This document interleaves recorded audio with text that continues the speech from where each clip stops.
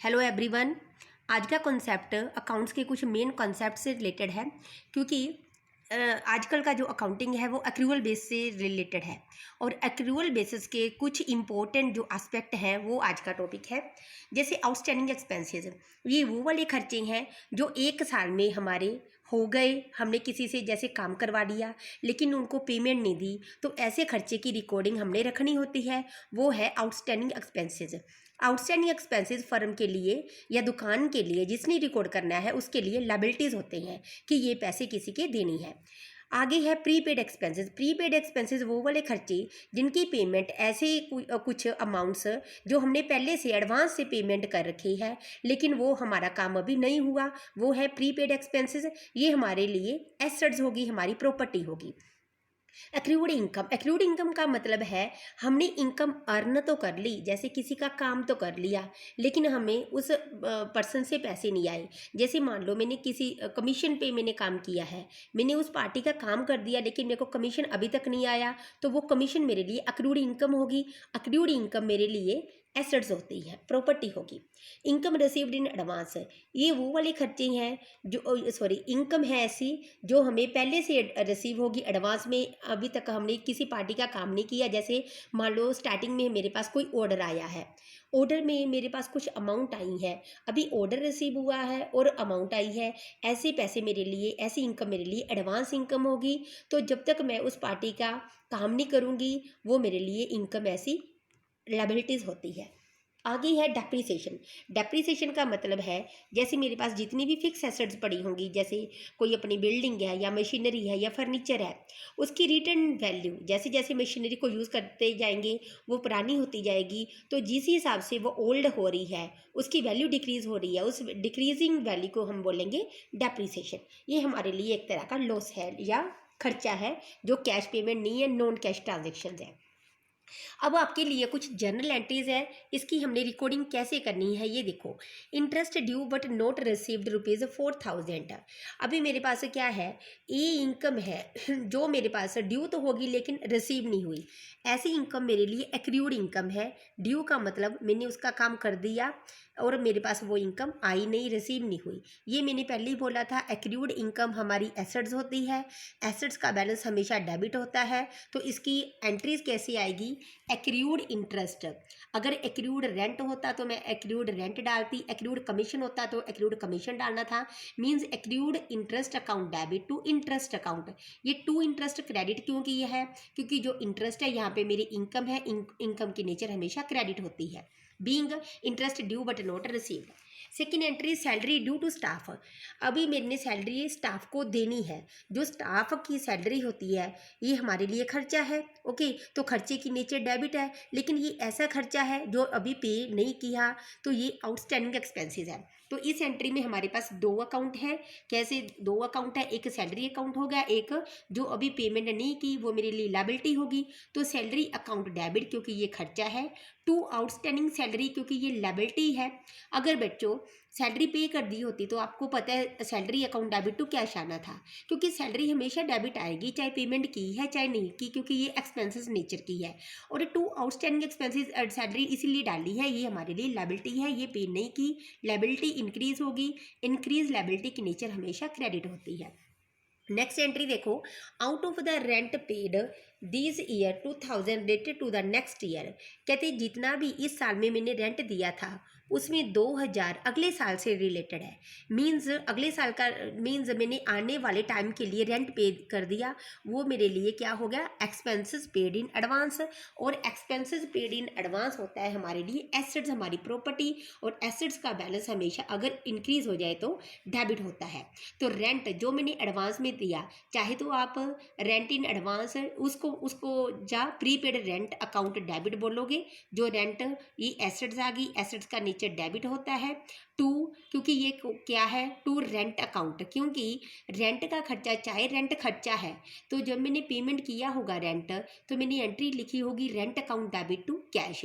अभी वो मैंने एडजस्ट करना है कि कितना एडवांस में दे दिया, इसीलिए मैंने रेंट का अकाउंट क्रेडिट कर दिया उनकी बैलेंस इक्वल करने के लिए। ओके, अभी नेक्स्ट एंट्री देखिए, provide 10% depreciation on furniture costing ₹5000। Furniture जिसकी वैल्यू 5,000 रुपये थी उसके ऊपर मैंने डेप्रीसिएशन लगाया है 10%। तो डियर स्टूडेंट्स, डेप्रीसिएशन की नेचर हमेशा डेबिट होती है, क्योंकि ये एक तरह का रिटन डाउन वैल्यू होगी, लॉस हो गया हमारा, लॉस इंक्रीज हो जाता है, लॉस अकड़ हो जाता है, तो उसकी nature as a expenses debit होती है। तो डेप्रीसिएशन अकाउंट डेबिट ये कैसे निकालना है, full amount of the furniture 5,000 furniture की अमाउंट है, उसके ऊपर 10% आ गया 500। तो depreciation account debit 500 to furniture account किस पे लगा है, फर्नीचर पे। फर्नीचर क्रेडिट क्यों किया है, क्योंकि फर्नीचर हमारी एसेट्स है, जब भी एसेट्स डिक्रीज होगी उसका बैलेंस उसका बैलेंस हमारा डिक्रीज होगा, उसका बैलेंस हमारा क्रेडिट साइड जाएगा, इसीलिए मैंने टू फर्नीचर अकाउंट लिख दिया 500। नेक्स्ट एंट्री देखिए, जैसे इन्होंने बोला है goods use in making furniture, sale price ₹2,000 and cost ₹1,500। इसका मतलब मैंने गुड्स यूज़ कर ली फर्नीचर बनाने के लिए, मीन्स मेरे पास जो स्टॉक पड़ा था या रॉ मटेरियल पड़ा था उससे मैंने फर्नीचर बना लिया। ओके, तो आया मेरे पास क्या है, फर्नीचर आ गया, फर्नीचर एसेट्स है, एसेट इंक्रीज हो गया, उसकी जो भी उसकी हमारी अमाउंट है वो डेबिट हो जाएगा, क्योंकि एसेट यहाँ पे इंक्रीज हुआ है। टू परचेज अकाउंट क्रेडिट क्यों हो गया, क्योंकि यहाँ पे जो स्टॉक की यूज़ किया है वो परचेज में पड़ा था, डेबिट पड़ा था, अभी स्टॉक यूज़ हो गया, डिक्रीज हो गया, तो परचेज की वैल्यू वो स्टॉक कम हो गया, इसीलिए लिखा है to purchase account ₹1,500। Next entry देखिए, यहाँ पे देखने वाली एक चीज़ ये आप सोच रहे होंगे कि सेल प्राइस 2,000 है, कॉस्ट 1,500 है। अभी जो मटेरियल यूज़ किया है उसी की वैल्यू डालनी है, क्योंकि हमने सेल से रिलेटेड कोई एंट्री यहाँ पे नहीं डाली, तो 2,000 यहाँ पे कुछ नहीं करना। Next entry, receive commission of ₹10,000 plus CGST SGST at the rate 6% each by cheque. इसका मतलब है जो मैंने कमीशन रिसीव किया है वो मेरी इनकम होगी। ओके, कमीशन रिसीव कर लिया वो मेरी इनकम होगी, तो इसके ऊपर CGST और SGST भी लगेगा, क्योंकि कमीशन रिसीव किया है। कमीशन की पहले फुल वैल्यू निकालो, मैंने कमीशन की अमाउंट और उसके ऊपर CGST और उसके ऊपर SGST सभी अमाउंट कलेक्ट किया है। ओके, तो पूरा अमाउंट कितना हो गया, कमीशन की अमाउंट कितनी थी 10,000 के ऊपर 6% लग गया 600। ये टोटल रुपीज़ मेरे को मिला है, क्योंकि मैंने रिसीव किया है चेक। तो चेक क्या आ गया, चेक अगर मेरे पास किसी का चेक आएगा मेरे अकाउंट के लिए, तो मैंने अपने बैंक में डिपॉजिट करवाना है।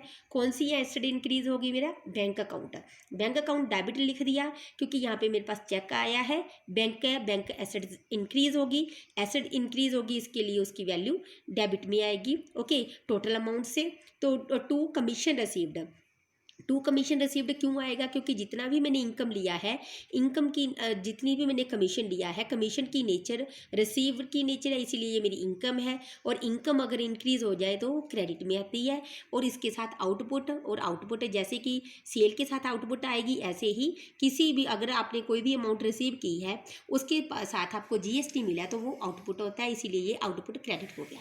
ओके, नेक्स्ट अभी देखो, इसमें आधा कमीशन मैंने एडवांस में लिया है। जितना भी इसकी देखो, इसकी फुल वैल्यू कमीशन की कितनी थी 11,200, इसका जो हाफ है वो मैंने एडवांस में ले लिया।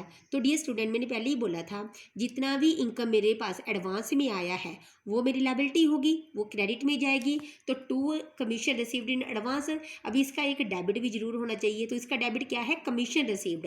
ये कमीशन रिसीव्ड मैंने डेबिट में क्यों डाला है, क्योंकि यहाँ पे देखो कमीशन रिसीव्ड मैंने क्रेडिट कर रखा था, तो ये बैलेंस इक्वल करने के लिए कि उस अकाउंट में तो मैंने सिर्फ उतना ही कमीशन एज अ क्रेडिट दिखाना है जितना मेरा उस साल का रिलेटेड है, बाकी का कमीशन मैंने क्रेडिट कर दिया। ओके, डेबिट कर दिया, debit commission account to commission received advance account, it's okay. तो अगर आपको मेरी वीडियो अच्छी लगी तो सब्सक्राइब माई दिस चैनल आगे की वीडियोस देखने के लिए। Commerce classes bye Nishu madam.